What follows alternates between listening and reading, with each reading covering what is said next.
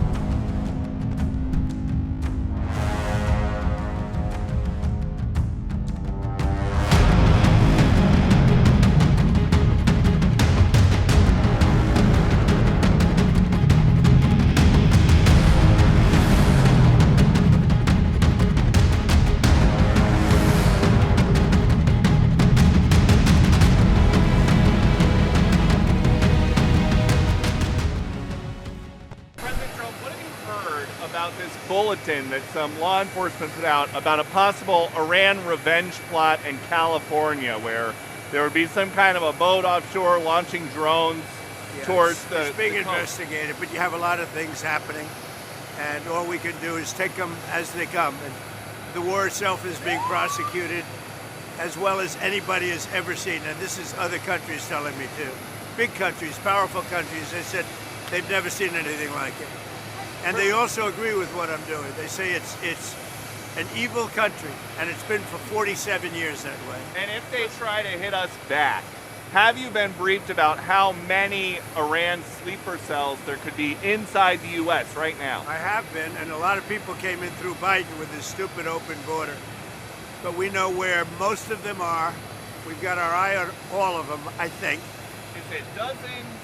They came in through the open border policies of Sleepy Joe Biden, one of the worst president in the history of our country.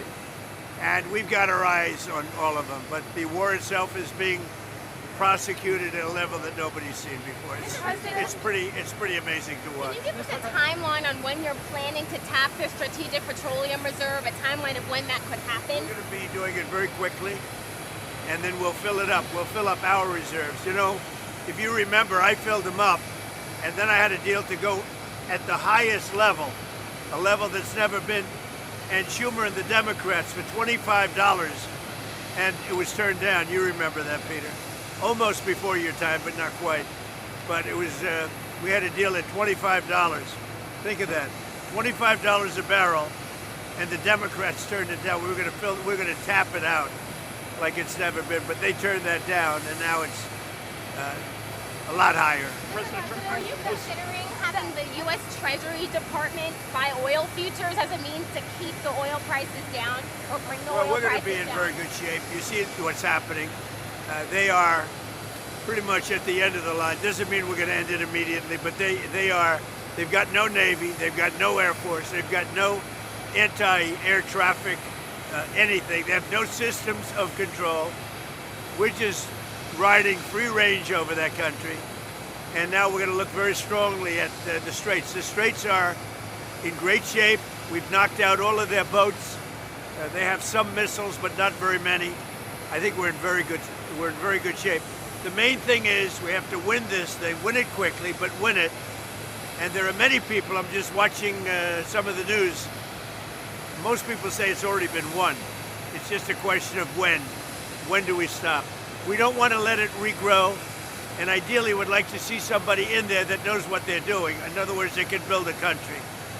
Now, one other thing, we can hit sections of Tehran and other places that if you do it, it'll be almost impossible for them to rebuild their country. And we don't want that.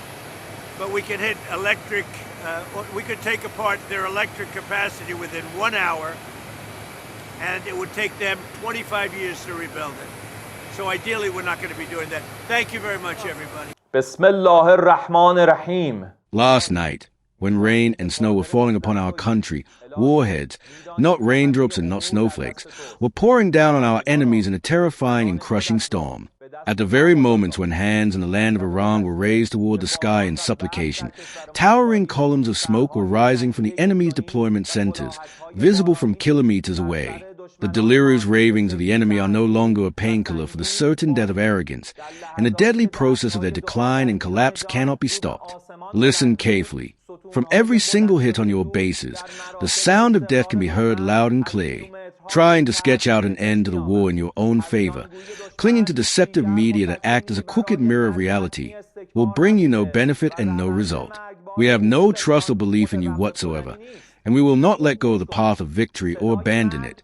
Those podiums from which you have lately been flailing and gasping for air are nothing but the last trenches of a dying foe. A defeated enemy is not the one who determines reality on the ground, and has no power to define what is actually happening. The condition of the filthy enemy can be summed up in a single word: annihilation. And the bad news for you is that this condition will continue.